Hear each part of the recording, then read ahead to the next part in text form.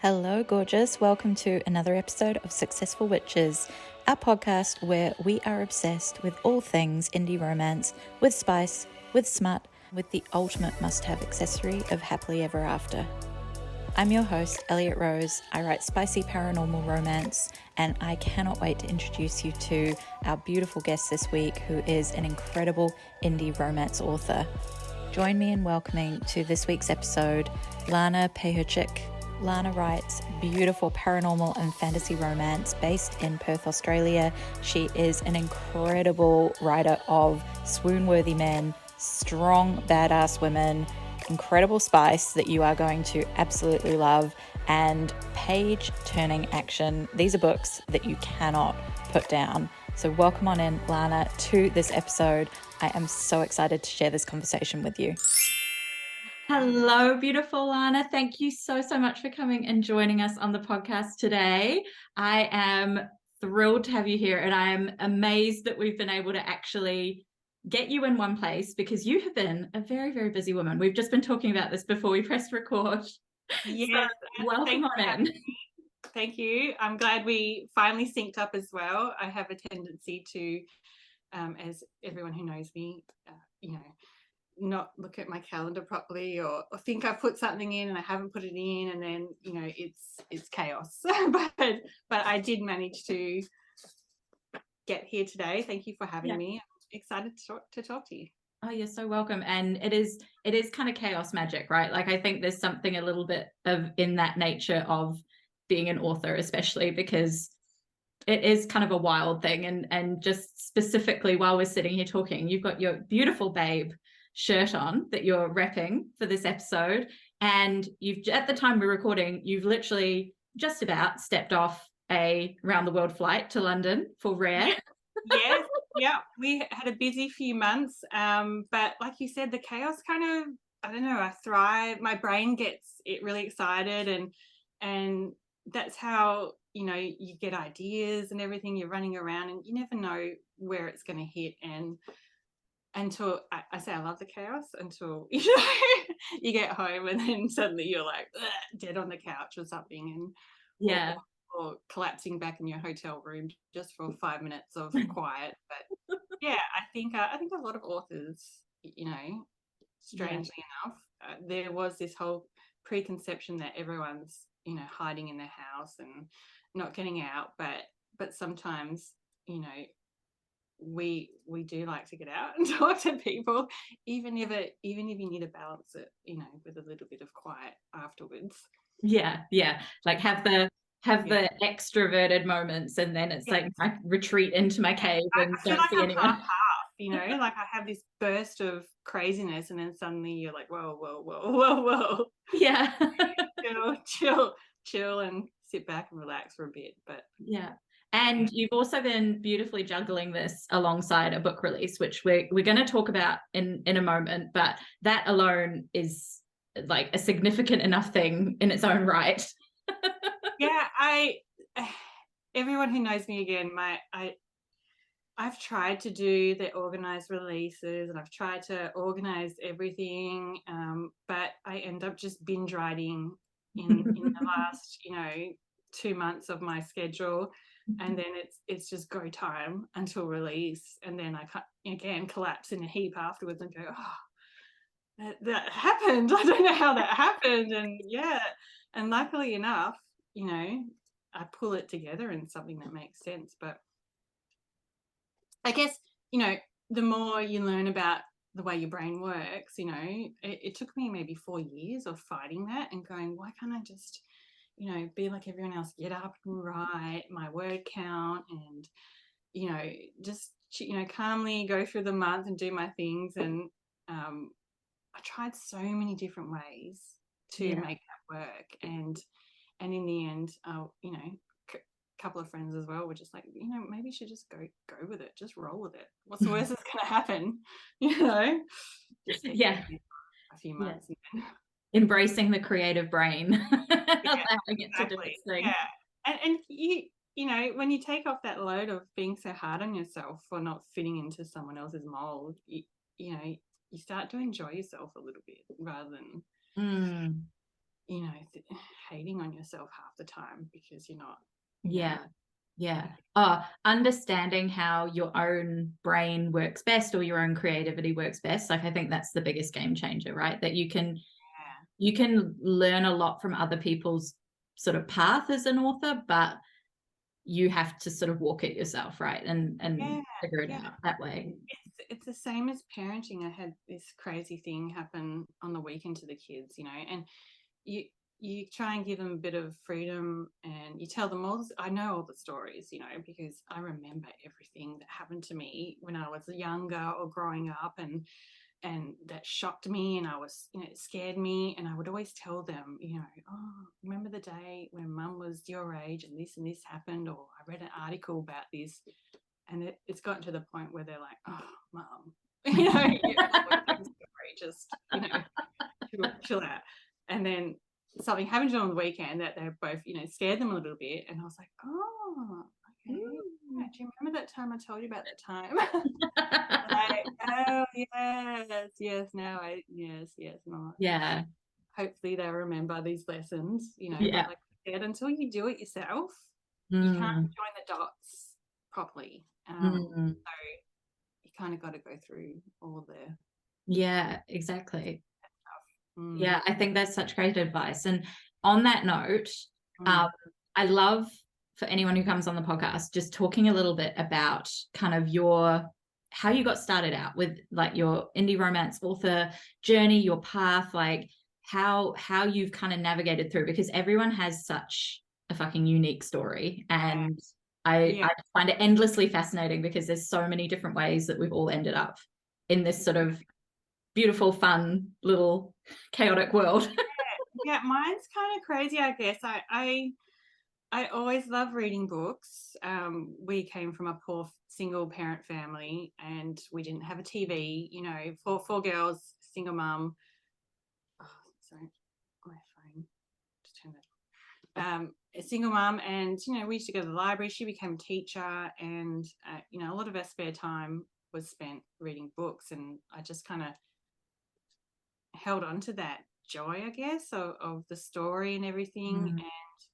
And but I was really good at art, so I do a lot of my own covers, and I do graphic design, do illustration as well.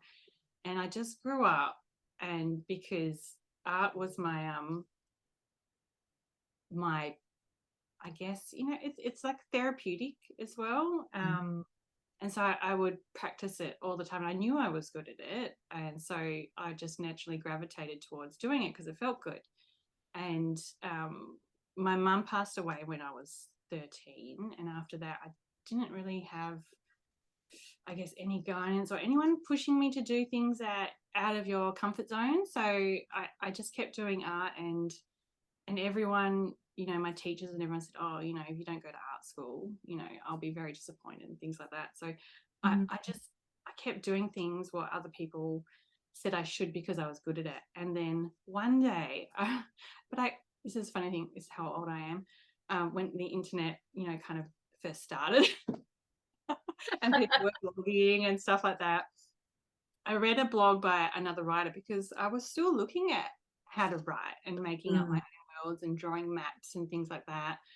And this author called Holly Lyle, and I need to write to her, you know, and tell her what she's done for me, because one day I read this article and it really resonated by her. And she said that she used to be really good at art, and she used to work in some kind of art department somewhere, and she always wanted to write. And then one day she realized just because you're good at something doesn't mean you should do it. You know what I mean? Just because you can do something, which is a huge lesson I still remind myself every day, doesn't mean you should do it, you know. And then she became a writer, and here I was looking at this woman who was a fantasy writer, and you know, she had all these books out and she was teaching people. And I thought, yeah, you know, why don't I start? There's no reason why I can't.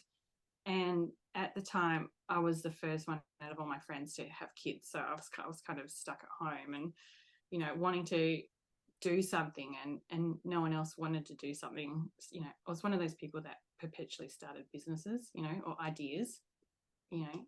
It's a surprise that I'm an author now with all the ideas that I had. Yeah. But so eventually when that kind of all fizzled out, and I was like, oh, I've got nothing to do. I'm going to have to do something on my own that's different. And I thought, why not write that book that I've always wanted to write, you know? And I didn't really have a particular book, but I had ideas. And I thought, I'm going to do a short course because I have a problem with finishing courses.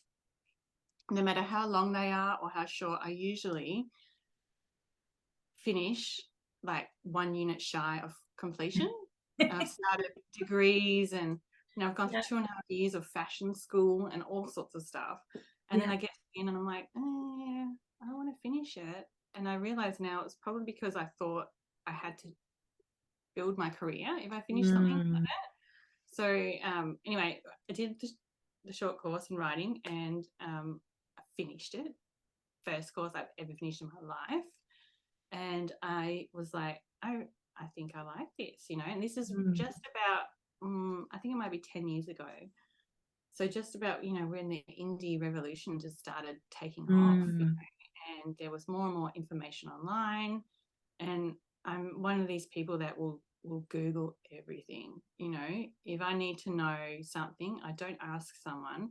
I try all the avenues my first of finding information, and I go about that way. And when I got to that point, I started to drag my sister around to some local kind of writing events. So, you know, one's held by the library and things like that. And I went to this talk by a woman who won the Premier Award in WA for her book.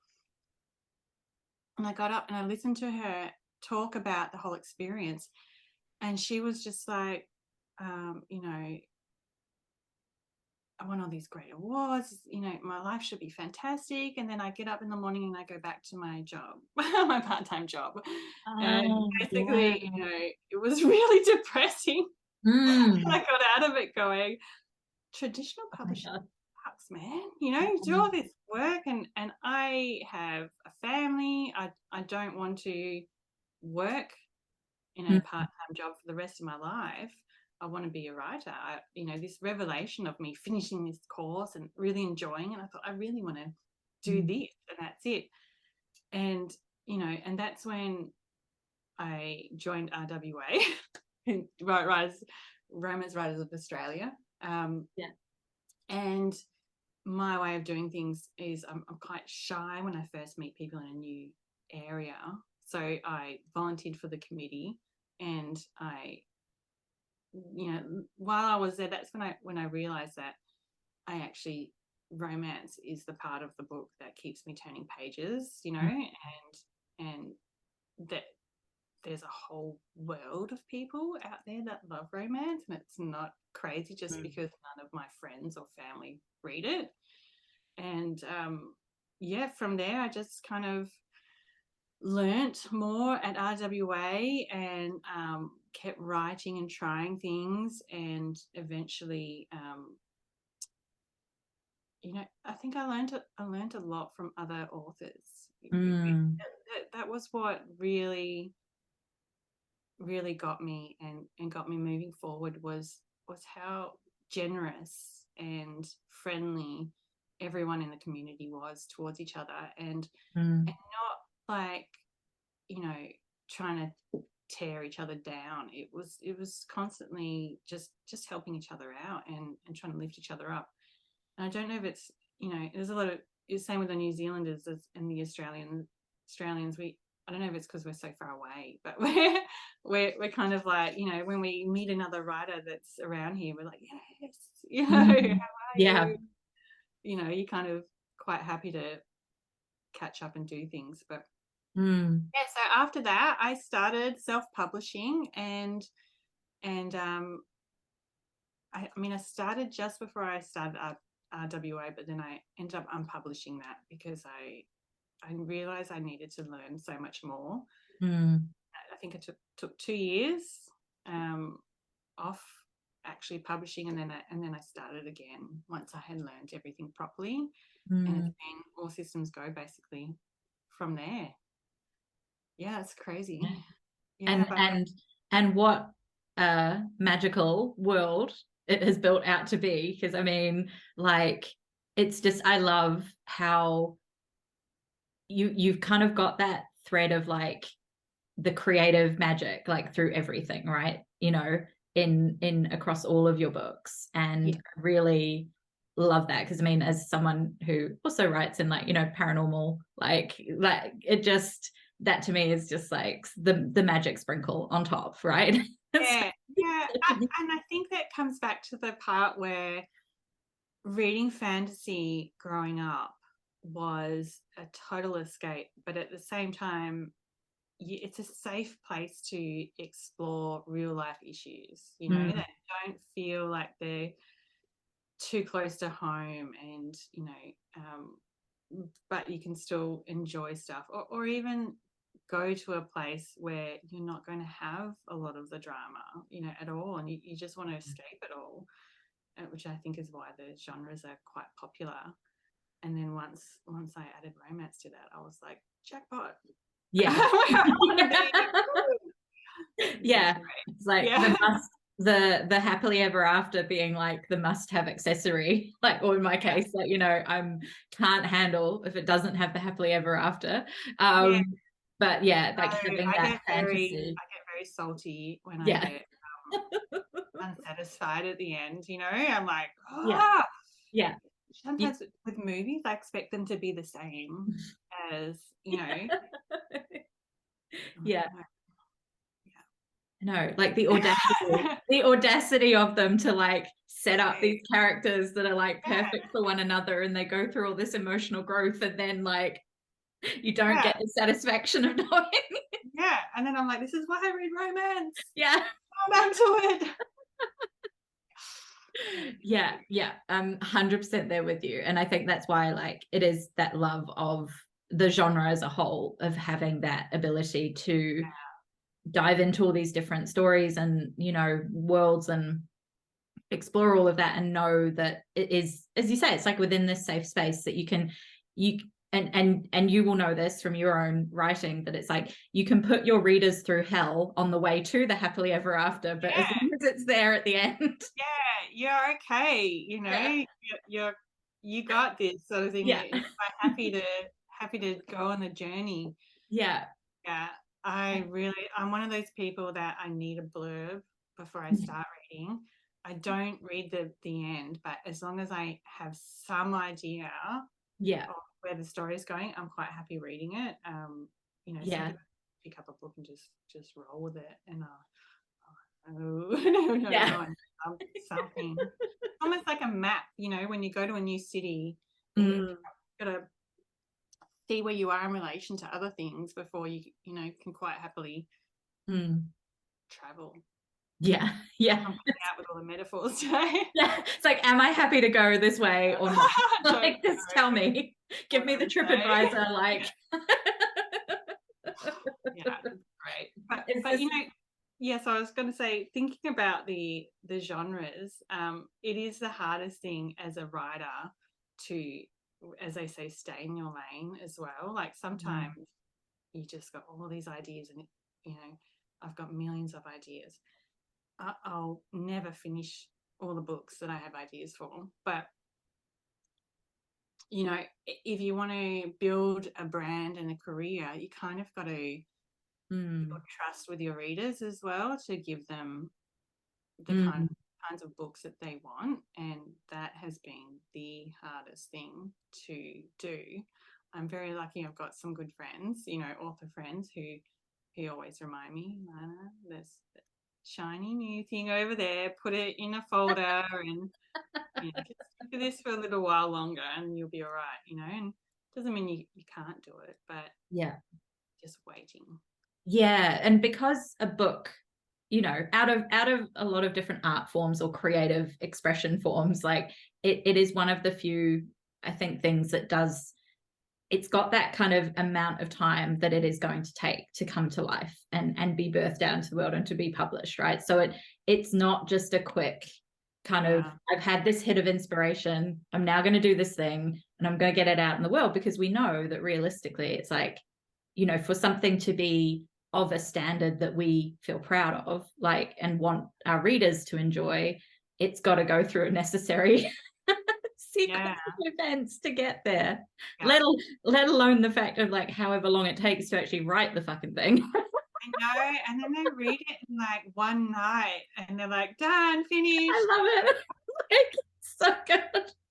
It's like, yeah, I just spent like how long writing this? Yeah.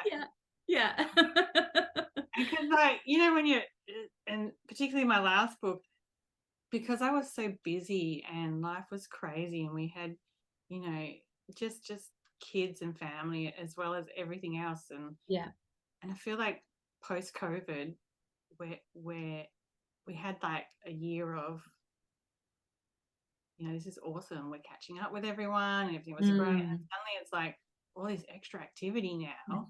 There's a lot of noise in my head and we're all kind of readjusting again until I think we get back to normal life.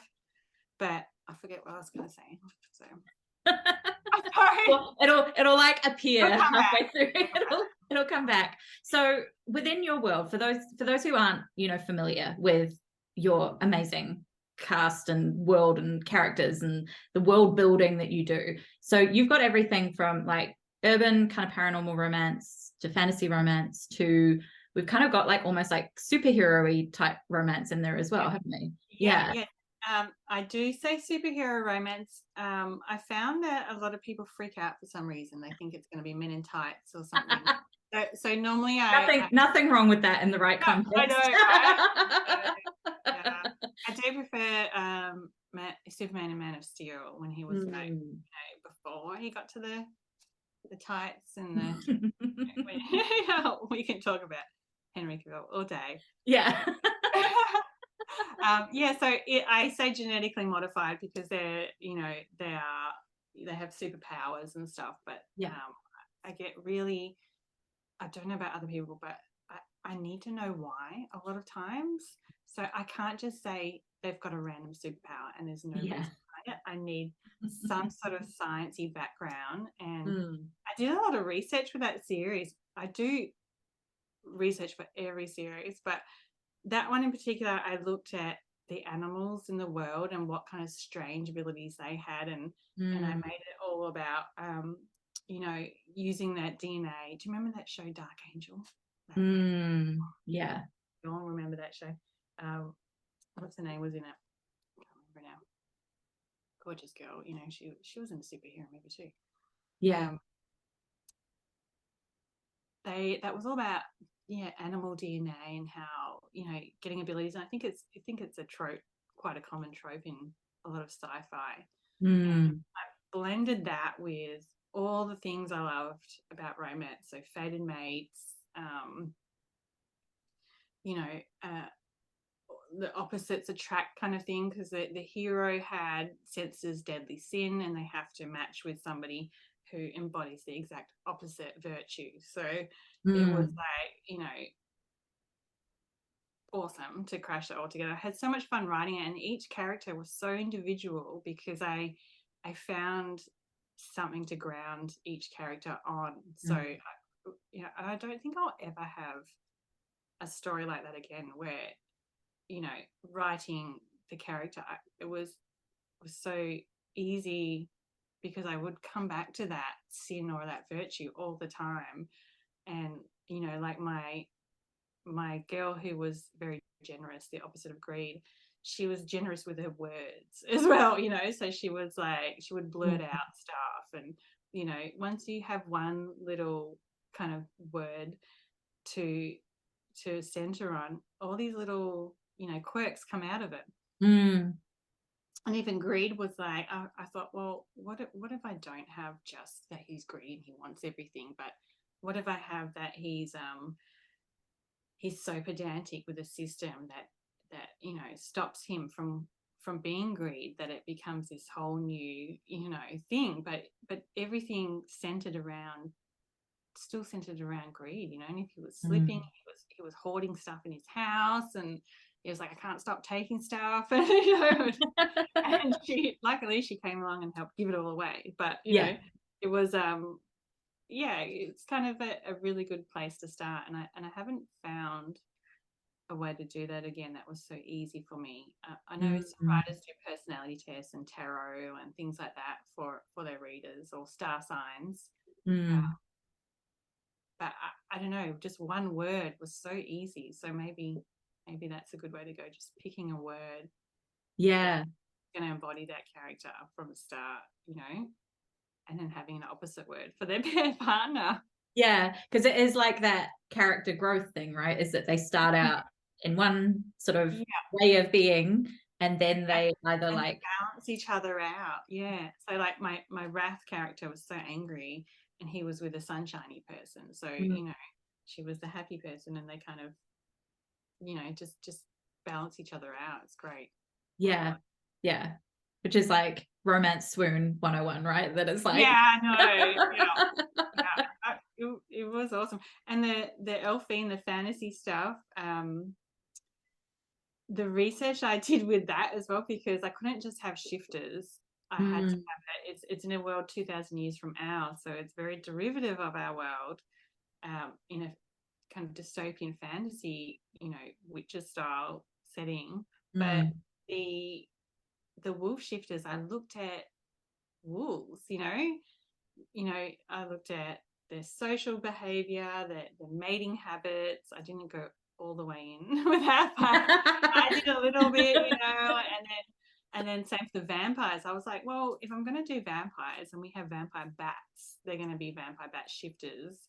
And, you know, and I looked at it, and there were things like vampire bats are actually very promiscuous, you know, apparently they're like, you know, players and stuff. So I was like, great, I'm gonna use that. You know, and everything. I've done that, and even I've got some pixies who I thought, well, their wings are like dragonfly wings, so what do dragonflies do, you know? And the female has a harem of men. You know, okay, you know that I'm gonna use that, you know. And it's quite interesting how you can create things and from stuff that we already know. And it's like all it takes is that one little like thread to sort of tug on, and it's amazing what it can kind of open up for your brain to then start. And that's ultimately why I love paranormal and fantasy romance, right? Because it's like you get to create the rules, and you get to bend the rules, and you get to do whatever you want within. You can bring in these things that are sort of familiar to readers, but you get to completely like reset the playing field and like do whatever you want within it. No one can tell you off, because if you get it wrong, which is what I love as well, because you never know, you know, I do all this research and then my brain changes, you know, things like I think I read, and then sometimes the same for things that happened in the past. I go, oh, but didn't this happen? And someone goes, no, I think where you got that from? And you think, oh, might have been merging two memories or something, you know. Especially probably when like for yourself now you've got like that extensive back catalogue, and you're sort of going like keeping track of things is a whole deal. It's really hard. And I'm up to book 9 now with my Fae Guardians, which is the longest series I've ever written now. There's going to be 12 of them, and I'm doing a spin-off that's starting next year as well, because that's just blown. It's with side characters that everyone thanks for, you know. So I was like, once you start thinking about it and it starts, you know, percolating in your brain, you're like, okay, I got to find a way to fit this in now. And it's that perfect thing as well that you can like sort of weave the characters into the other books, right? Like when they're crossing into the different sort of I'm trying to think of the word, like the universe, the combined universe that they're all in, right? So which is obviously like also happened with the the Deadly Seven and the Saints and Sinners world combined together, right? Yeah. And that's what I'm calling that the Deadly Verse. So, we've got the same kind of world, but one's a bit more slightly more sciencey and the other one's a bit more paranormal. But I love having it the urban fantasy style of those two, because you do get to have things like mobile phones and a bit more familiar kind of things. I think in the last book they went to a poker game, at some hotel, and I was like, or just they ended up in Romania. Like they were parachuting in and stuff. Parachuting in, just those cool kind of fun things that you don't get to do that with the fantasy stuff, or I'm sure you can find a way. But I found that a bit as well, that with my current series, that it is set very much in that sort of more fantasy-esque world, and there's certain things that I sort of at times really wish I could be able to introduce, but I'm like, no, I'm gonna have to do that with like a different series. I'm gonna have to scratch that itch with like another more contemporary paranormal. No, you do. You really got to rein yourself in sometimes. And these are all the struggles, I guess, that happen behind the scenes, and you get this beautiful smooth manuscript at the end that and a lot of the time, especially with all these signings I've had this year, and a lot of readers are saying, oh, can you write something, one of your favorite lines, and you're like, oh, did I write this? Where did it come out? I feel like I'm a demon possessed sometimes, and then the book comes out and you're like, oh, that came out of my head. That happened, but you're sort of looking at it like, I wrote this. Okay. I remember like feelings and the general things that happen, but I don't remember specifics all the time. And luckily, the readers always remind you. And I've got a really good Brazilian translator. She's also a friend and a reader, and as she's translating the first of the books in the series, she's reminding you of things that I said would happen and things like that. I'm like, oh yeah, that's right. I probably should go back and reread them, but there's 8 books now. I'm just been through them. You need. Do you have like a way of keeping track of things, or is it kind of like as you need to dive into the characters in the world, you kind of refresh with the bits that you need for that particular thing? Because the only thing I've found so far that works for me is like a spreadsheet and a Google Doc that is kind of a bit of a graveyard of things, but like between the two, it keeps enough track for me. It's really bad. I'm the same. I've got multiple places, but I do have I use Scrivener, and I have they've got this awesome feature where you can drag folders from one to another one. And I've started a master document with all the books in one, so I can find that was a tip from another author. I'm stealing that. I'm definitely stealing that. And the doc gets quite large by the end, but if you forget what eye color they have or something, you can at least I have kind of started to be like not describing eye color. This is like shock horror. Oh my god, how dare I? But it's just it is getting. I mean, some characters I remember really distinctly, what they look like in my head, but others I don't. And but I am getting to the point now with the Fae Guardians too.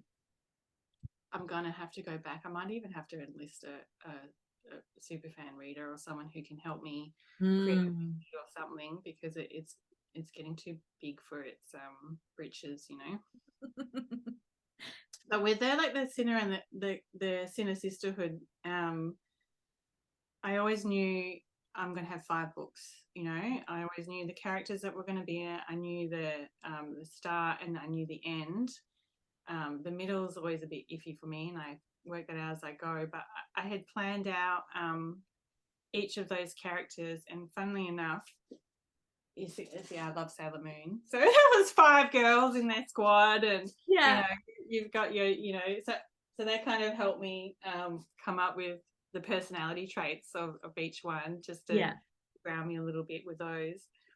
But it just always, so I've got a little bit of planning at the start that I do, and if I don't plan at the start, then the books are very messy. I'm not a big planner, but I need something so that you know, I have a bit of direction, and usually about halfway through a book or something, I do another round of planning, just a little like bullet points and dot points. It's not much. It's more brainstorming, I guess, than planning, because I learned my lesson. If I try and plan the whole thing, shit changes, you know. Like, you get, and the characters want you to do something. You get they give zero. Come in and they're like, I'm gonna do what the fuck I want, you know. They give zero fucks about a plot, like, honestly. And then suddenly you're like, oh fuck, it's just around everything. But I can't go back now because that actually sounds really cool. And then, you know, the worst part is when you try and bring it back, I think, and then you know, so I've given my editor, like the last book I had, the Sinner and the Gunslinger, I gave that to her 3/4 finished. Like, it was missing the whole last quarter. I thought I knew where they were going, these characters, because I had planned the first one so well. And I was diving straight into the second one, and I just got into it, and I was like, this is just changing. I think I just changed it too much, and then I got to that point, I was rewriting the same chapter in different ways, you know, and that's when I thought, I don't know what I'm doing. I'm not going to make my deadline, but my editor is amazing. She's like a problem solver. She's a developmental editor, and she gets into it. She, you know, and the report she gives me at the end, she's like, that's where I was going. It's like, you've just taken my brain and put it down, like, translated it for me. I love it so much. It's amazing. You know, and sometimes I'll give her a full manuscript and everything else, but I think, you know, it's important for people to not finish because they're stuck, you know, and you build your support team based on your weaknesses, I think, you know. And for me, it's that organization and that making sense of the craziness in my head that sometimes I just get a point and I'm like, I don't know what I'm doing.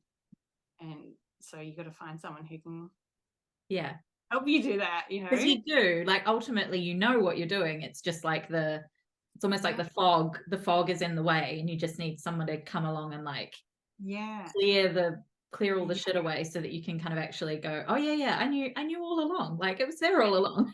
Yeah, that's exactly what I meant. I can see that now. I was building that pathway, and I just, for some reason, couldn't, you know, life's crazy or whatever's going on in the world, you just can't get to that point. And having someone else do that for me has always helped really well. My first book that I ever wrote, which I don't like to talk about that series, but it's there. It was, you know, always hold a special place in my heart, but it's even weirder than everything else because I didn't learn. I didn't know who I was as a writer, you know, and what I really, really enjoyed writing and reading, and the whole discovery of, you know, understanding who you are, I guess, happens after a few books. And I think I drafted that 11 times, and I think I wrote 60,000 words, completely scrapped it, rewrote more, and I think it took me like 3 years to get that book done, where now 3 months, you know, because you've learned so much about how you work, and you got to accept it, I guess. Accept sometimes, you know, especially if you've spent 4 years trying not to be like that, and then time to roll with it. Trying to, like, wrangle with it and, like, debate it, and then it's like, no, actually, once you just allow it, it's like, oh yeah, I can do this many books a year because I'm in my flow and I've got the people around me that can help. Yeah, and the family knows when mum's on deadline. Husbands become a very good cook now. So that's great. Yeah. Yeah, we do. Mm. We've all shifted in this house to kind of, Yeah. But Well, everyone in your world is very appreciative of it, because the books that come out the other end are fucking fantastic. And we've started touching on saints and sinners. So we've got, if we can talk about this, because obviously at the time that we're recording this, we've only had it's a couple of weeks since the Sinner and the Gunslinger released, which, by the way, if you haven't gone and read, go get it, read it, amazing. And I guess, like, it's such a fucking cool world that they're in. And so we've got kind of these two teams, essentially. Team Saint, Team Sinner, or as I've kind of started referring to them as just like Team Hottie, because we've basically got like a whole lot of fucking hotties hanging out together. Why not, right? Would you care to tell us a little bit about this world? I gave a reason for it. Like, I mean, the girls, they're like assassins that are brought up by nuns, but they're sanctioned sinners. So they're kind of, they're very almost Buffy nuns themselves. Very Buffy very vibes, Buffy, right? Yeah, very badass kind of chosen ones sort of thing. But they don't think they're chosen ones. They think that they are bad girls for liking the things that they like and doing the things that they do, and they're taught to kill. And it starts off, the Hildegard Sisterhood also came from an idea. A friend of mine who loves history told me about this Sister Hildegard in Germany. It was a real sister who was in medieval times, 1200s or something. She was a very smart woman. Like, I think she's a modern pioneer of a lot of sciences and medical stuff in Germany. And it's kind of a lot of the things she started we all do today. But because she was a woman, she was like, nobody listened to her. And she started having visions from God, and I have a very analytical mind sometimes. I'm very skeptical, and I'm like, oh, but I wonder if that was just her way of saying, I want to be heard, and things like that. And then I thought, so this series is respectfully heretical. People give it a call. I did grow up Catholic, but also I thought it's an amazing story. the whole Bible and everything, and I love playing around with that. But so yeah, back to Sister Hildegard. She started her own abbey of women, and where they were encouraged to learn and to be educated, as well as because they had their own little world. And I thought, where men didn't come and visit them, and that kind of started all off for me. I thought, well, what if they took that a step further and were like, we're gonna keep fighting for women's rights, in the background, in secret, and and then I was like, well, what if they did that the full level, where they were assassins and they were like, inserting themselves into any male dominated area and just killing the bad guys, and being the woman behind the man who was a great man in history and things like that. And then naturally that kind of blended into the Deadly Seven at the start, and then these girls just were larger than life, and they needed their own series. And of course, because they were chosen, because they needed to be honey traps, right, with a lot of men. So they needed to be good looking and able to seduce, as well as be smart and clever and kill. And I thought, well, with the men, if the Vatican did have a man version, maybe they would do the similar thing, make them good looking and and easier to charismatic and all sorts of things. And so I did give it a reason, and that's a lot of research behind just a tiny little decision that I made. But usually you don't, I guess, come up with things that they're not light decisions. I've always got something backing it up, because if I don't, and this comes back to your weaknesses, if I don't have a solid foundation for reasons why I do things, then I get very I can't read reviews, good or bad. Mm. I'm very bad. It can be one little thing someone says and I just kind of freak out, when I was an artist, and I still am, but with all my art, I don't give a shit what people say about that. It's not something I don't know, the words that come out of your brain, even though sometimes I can't remember writing them, they're still my words. And Yeah. it's very, very personal, rather than, even if it's a story that isn't, about other people in another world, it's still very hard, I think, to deal with. And I imagine actors, I see a lot of them burn out, a lot of them disappear because, people are trash to them, for acting a certain way or for being a character that's somebody else's character on TV. And it's a very, I've never seen an industry as the arts like this that is so soul crushing at the same time as elevating. Yeah.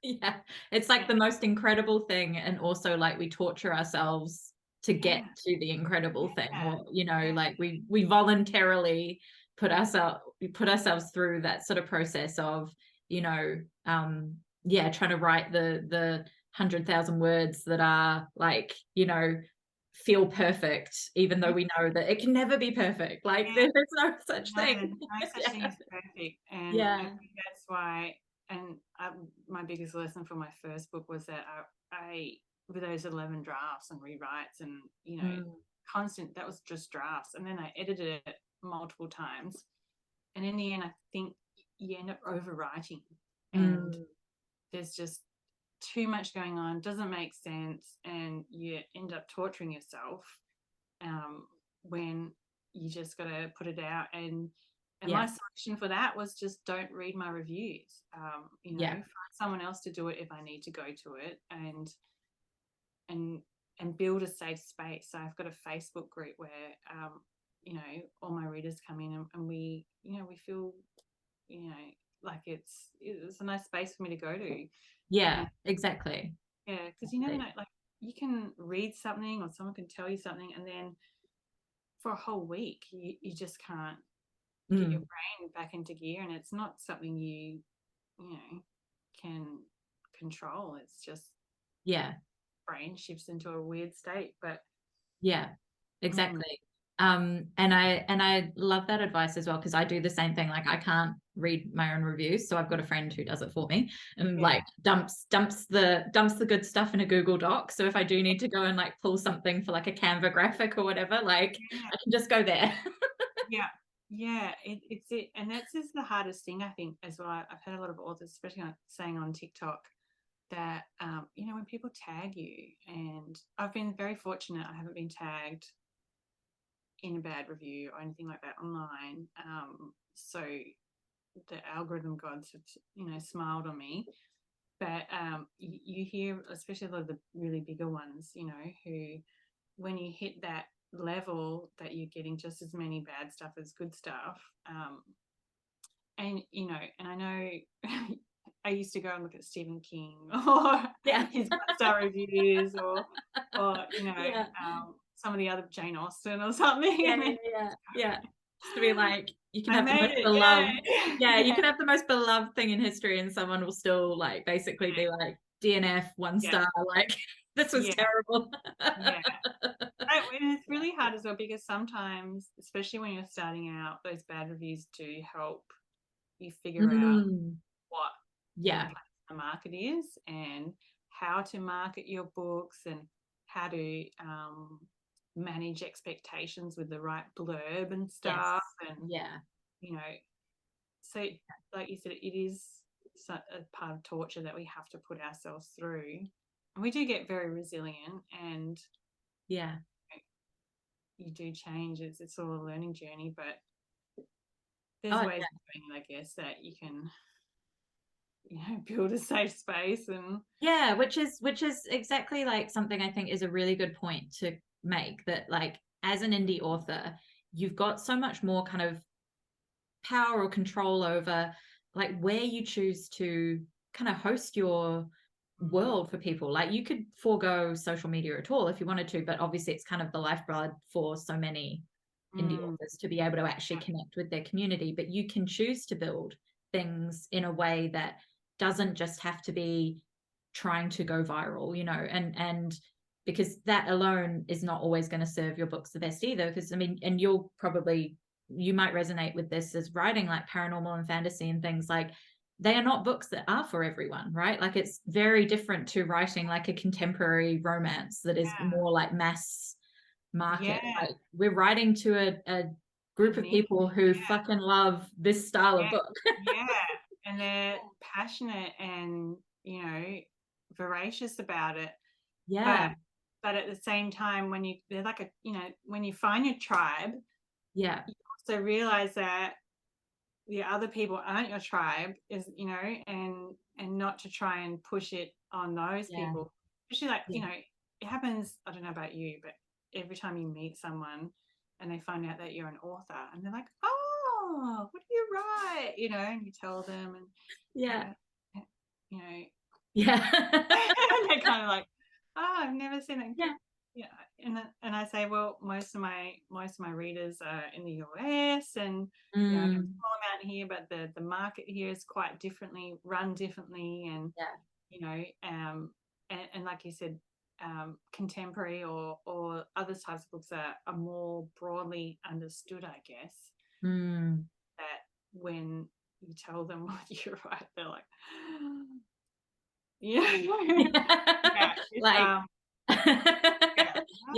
which is why I guess like having something like that is that sort of almost like cultural reference like Buffy or something like that is probably can come in handy to sort of like cut across the confusion a little bit for people to be like, if you loved this, like over here, like you're probably going to love the vibe over here. And it does help with marketing, but it's not as good. Like I'll start again. I am like a content junkie. Like I will inhale every story everywhere. It'll be TV, movies, books, any kind of story I'll inhale. But I always remember the stories. For some reason, the things that I write are reminiscent of movies more than books. So it's very hard marketing wise. Like I say, Buffy meets Supernatural for the demon hunting stuff, but it's also not what's trending in books right now. So, you know, or the Marvel meets paranormal romance stuff, it's not the stuff that's trending in books. So it does help you out a little bit to come up with those references that are popular in culture, and also marketing and advertising. You can target those and cross-reference with readers, but it's even better if you can align with an actual written one that's popular.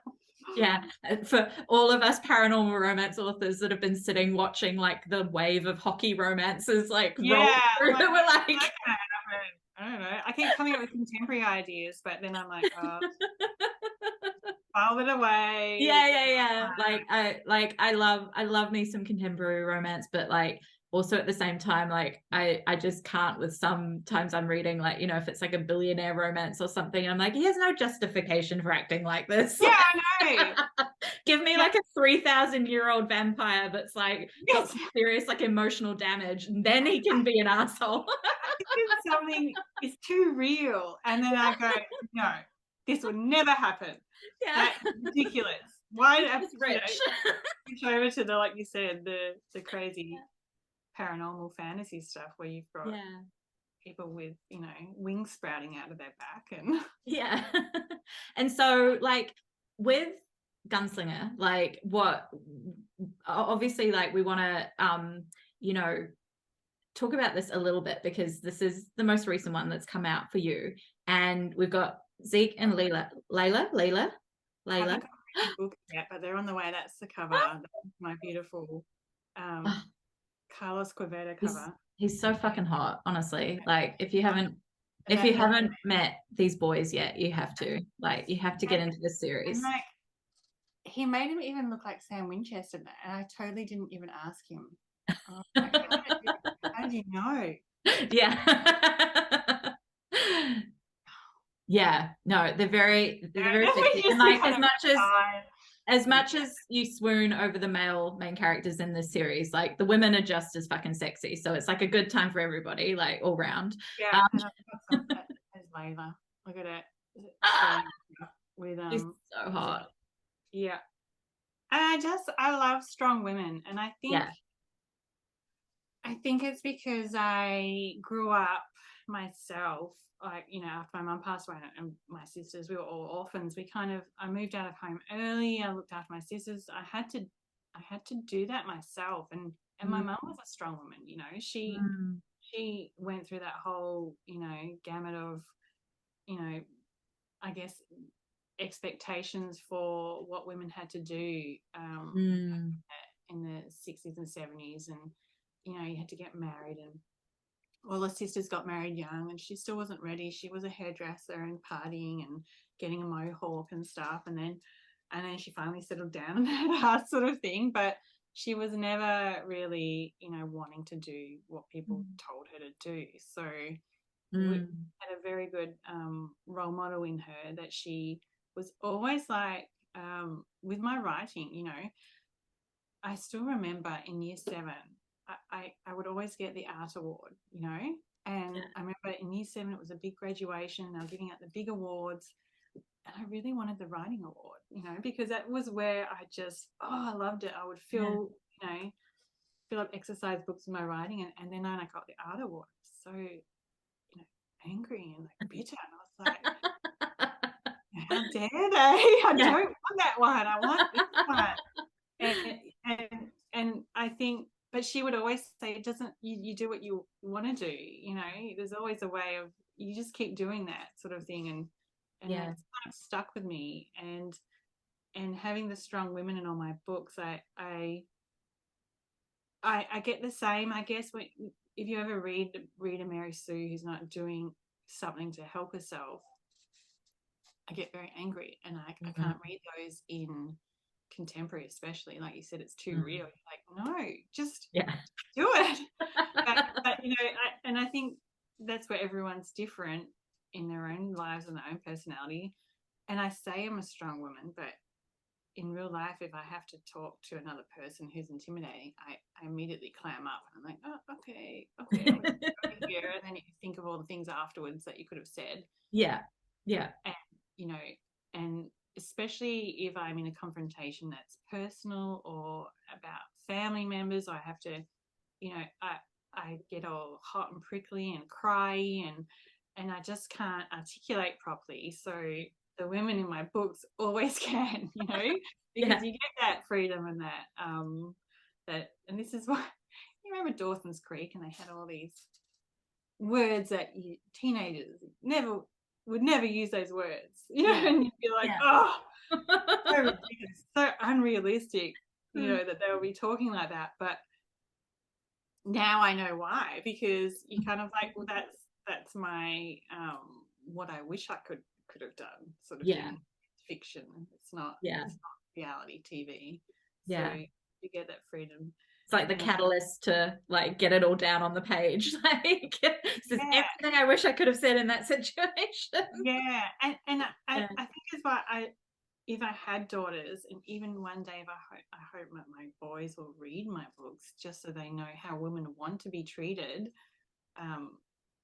That if the daughters, that they look at the way these women are, and they know that they're not going to take shit. You know, they're not going to accept being treated poorly, or, you know, like there's never any cheating in my books, because I would in real life, if I heard someone was like that, I would be like, you're out. And like the real arsehole bulliness, even though I do have some questionable male characters, they usually learn their lesson pretty well, you know.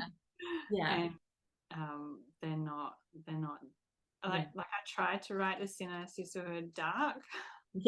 I warned all my readers, oh, it's going to be dark. And then I finished, and I was like, okay, it's Lana's version of dark. It's dark light.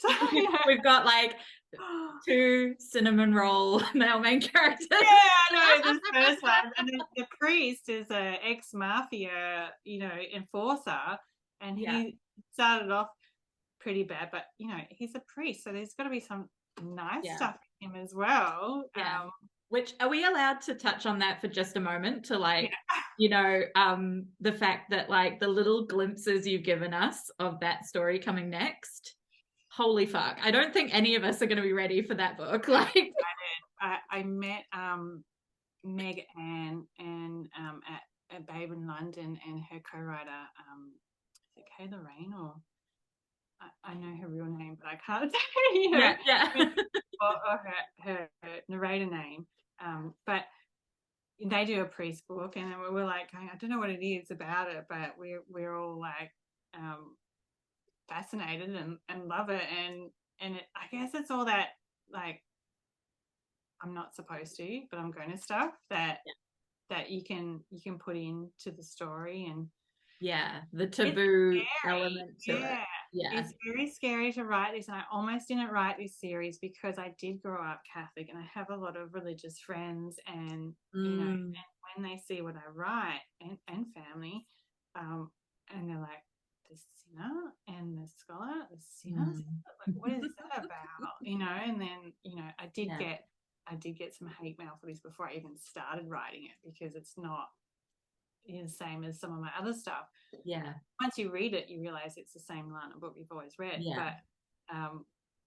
But I guess that's where, for me, the danger is talking about things too soon, because I do change a lot and I do work out how I'm going to tell that story, right? But I would never have written something like this as my first book, because I'm too much of a scaredy cat. But now I think part of the core of this story is these women who are told they're going to hell for saving the world, you know, and being who they are and liking what they want, and I thought that would resonate for a lot of women, you know, and I want women to come out of it going, yeah, well, fuck it. I mean, one of the things they say is we're going to hell anyway, so let's just enjoy the ride, you know, and they kind of, they've got their sisterhood, and they back each other up, you know, so they found their tribe. But the found family dynamic like always gets me every time with a book. I think that's a huge part in all my stories as well. I guess I should write a little Venn diagram so I know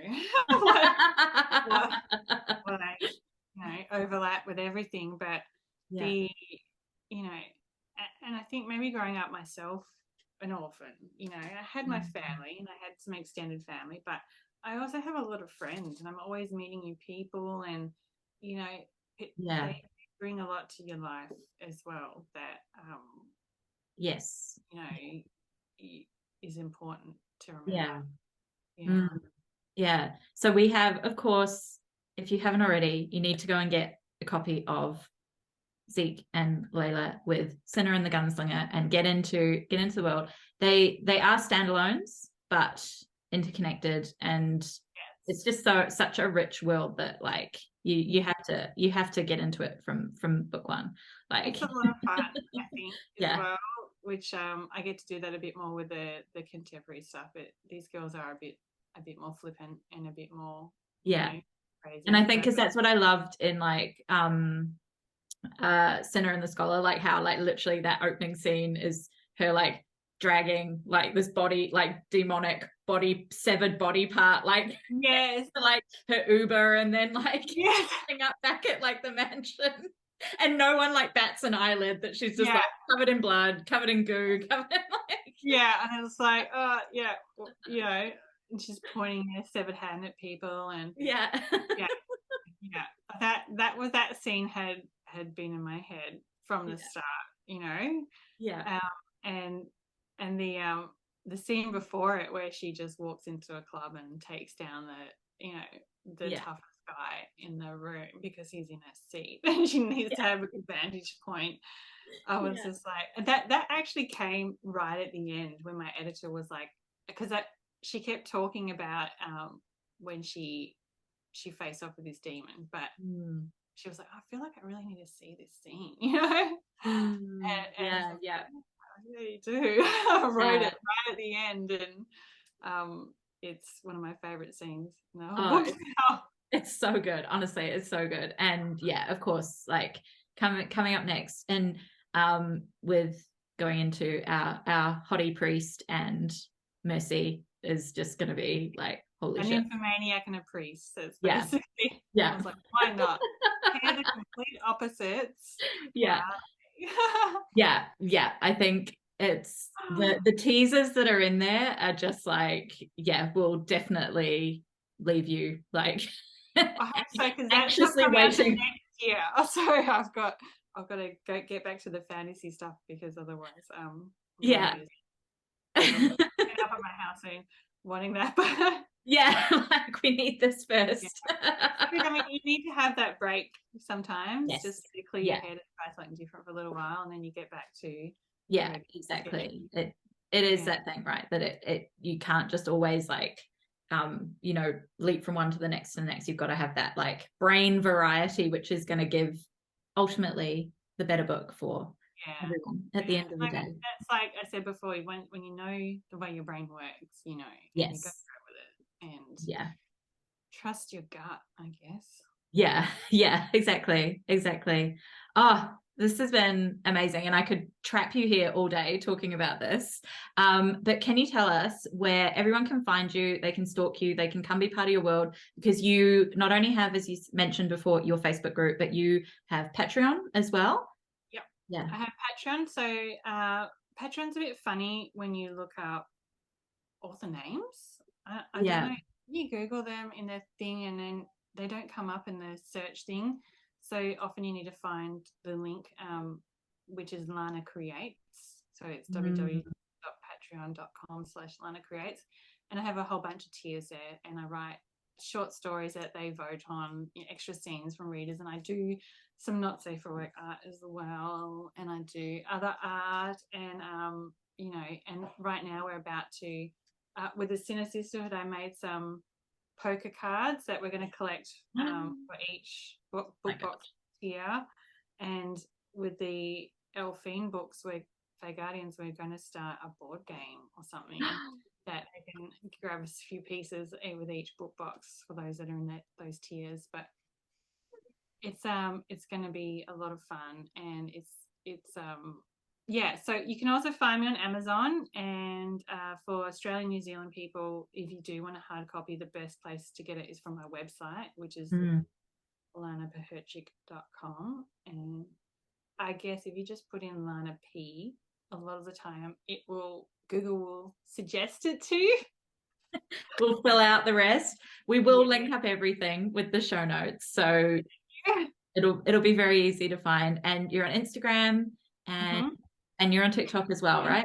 I'm on TikTok because I am a squirrel and I go all the places for a little while at least. But Instagram, TikTok, and Facebook seem to be, the most places that I'll end up. Yeah. I'm not going to do Threads. I'm not going to do that. It's like the new thing that is a very shiny object that could very easily be the distraction. I've been a bit the same. Like as Threads has come out, I've been like deep in the writing cave, like dragging myself over the finish line with my book. And I just had to be like, no, do not go there. Like you can later. It's just remember my lesson, just because you can. Right now you need to finish writing your fucking book. Get the words down. Yes. Yeah. Which I do today.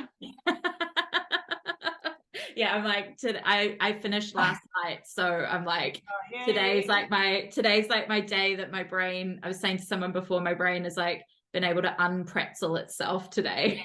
It takes a few days sometimes, doesn't it? So it's been delicious to be able to come and chat, and I just want to say the biggest thank you ever. I'm glad we could sync up after all my mishaps. Oh, look, you were across time zones, across the world, school holidays. We've done very, very well, I think. I think it took 3 goes for me anyway, because I missed it twice with you, and then I tried to log in the day early. We made it today, so we were like in the future from each other. It was all meant to happen today, and it was delicious. And we're going to have you back to talk about more things in the future. Fae Guardians things coming out. So fun. So fun. Oh, thank you for having me. I You're really so am. welcome. And we will see you all very, very soon, our beautiful listeners. Thanks for joining us.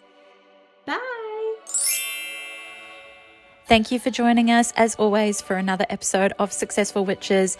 You can find us online in all the places at successful.witches. I'm your host, Elliot Rose, and you can find me at Elliot Rose Author on Bookstagram, on BookTok, and of course we will have linked up all the relevant places you can go and connect with our wonderful indie author on today's episode. You can connect with me, you can find all our books, all in the show notes. Thanks so much for listening. If you love this episode, please remember to like, to subscribe, and to share on social media. We love to see the tags if you've been listening in or watching along. Can't wait to see you on the next episode.